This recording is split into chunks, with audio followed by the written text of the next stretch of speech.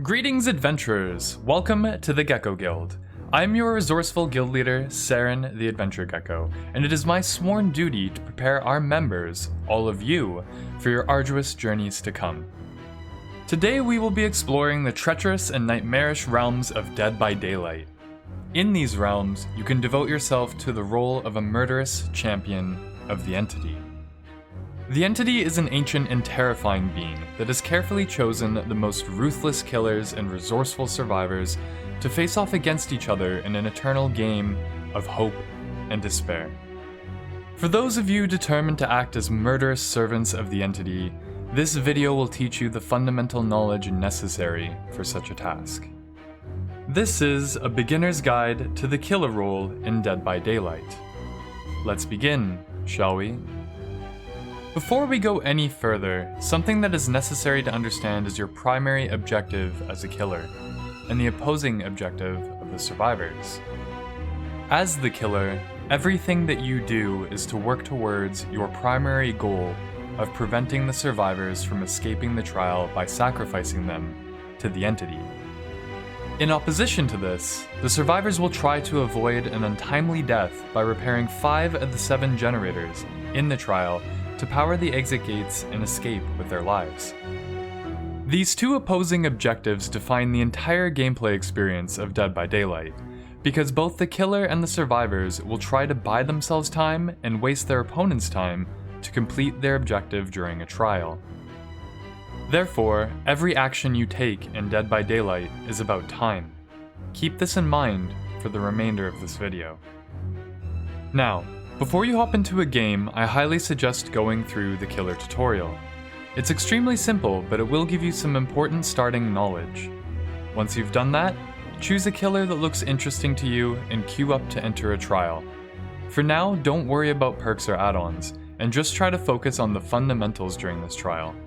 You have all the time in the world to look up builds, but you're wasting your time if you don't know the basics. Now that you're in a trial, it's time to discuss the typical gameplay cycle for the killer in Dead by Daylight. Every trial will be defined by your ability to track, hunt, and sacrifice the survivors. At the start of every trial, you start with tracking. The easiest way to track down the survivors is to patrol the 7 generators that are spread across the map. This is because their objective is to repair the generators to escape with their lives.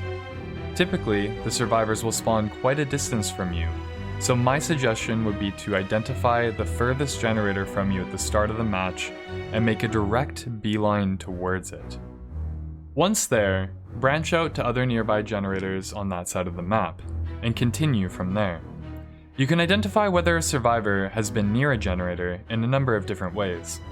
First, if a generator's pistons are firing, which you can both see and hear, that means a survivor was nearby, because the only way for a generator to gain repair progress is if a survivor was there to repair it. Second, while patrolling, try to keep an eye out for red scratch marks on walls and on the ground. Survivors leave these marks behind them when they sprint, and you can follow them to find the survivors. Third, try to look for disturbed crows flying around. As the survivors run, they will disturb the crows that are spread across the map, making them fly into the air and caw an annoyance. If you see disturbed crows flying around, it was either you that ran past them, or it's a survivor that is trying to hide from you. Make sure to investigate. Periodically, you may also receive a loud sound notification that looks and sounds like this.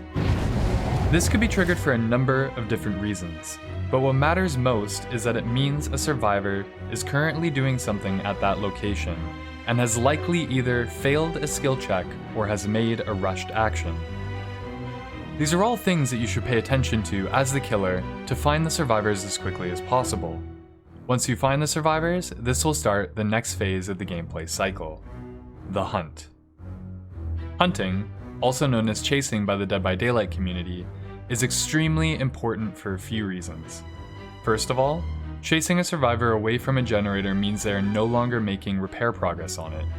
You can also damage or kick generators to make that repair progress regress, but this action takes time.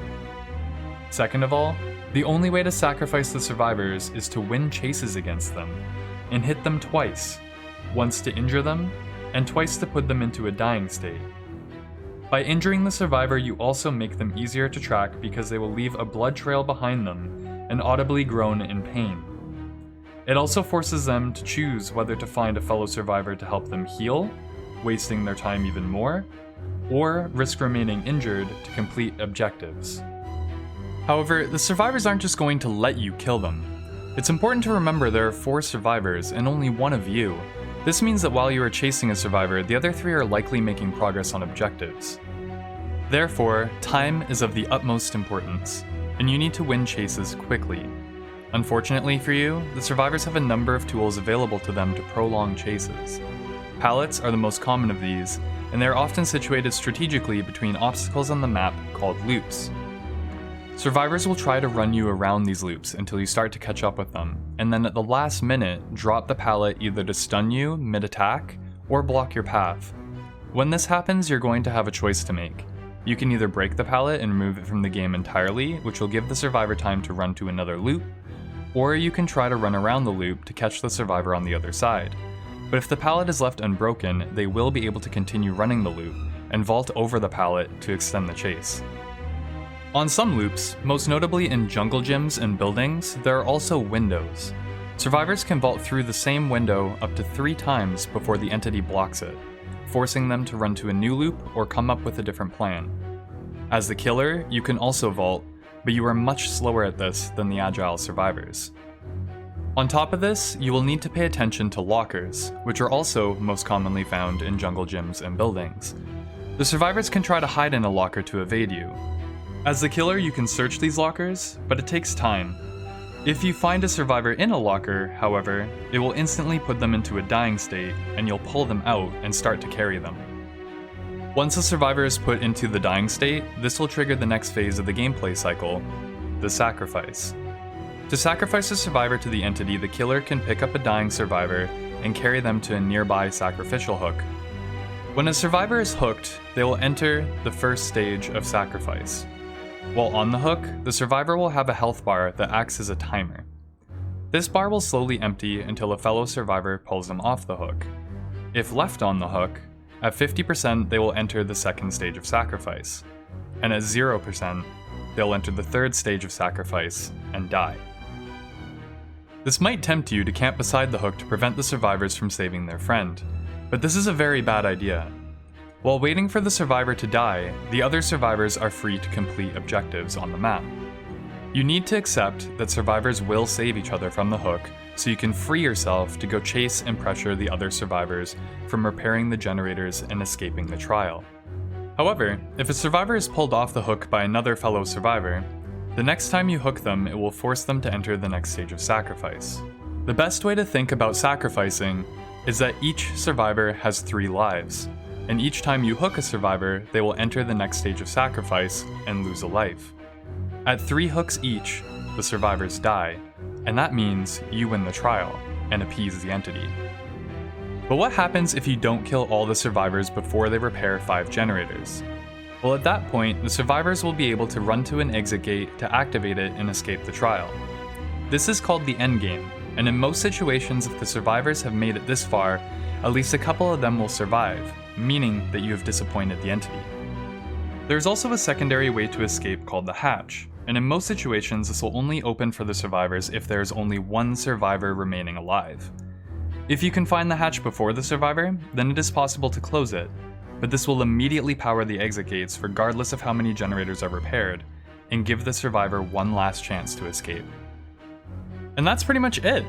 You should now be prepared to enter your first trials as a killer to hunt and murder survivors to appease the entity. Keep in mind that this guide is a starting point, and as you rank up and come up against more experienced survivors, you will have to adapt and be flexible to succeed. As such, I'll be making more killer guides in the future to go over some of the more advanced strategies you can use to succeed at higher ranks.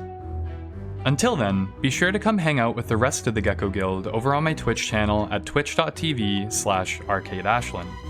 I frequently play killer and try my best to offer my insights to help you improve at the game. I also have a Discord community called The Arcade where our lovely guild members go to congregate. The links for both are in the description. If you enjoyed today's video and found it helpful, then please consider liking and subscribing for more content just like this. If you have any more questions about the killer role in Dead by Daylight that I didn't cover in this video, make sure to write them in the comment section below. I'll try to answer what I can.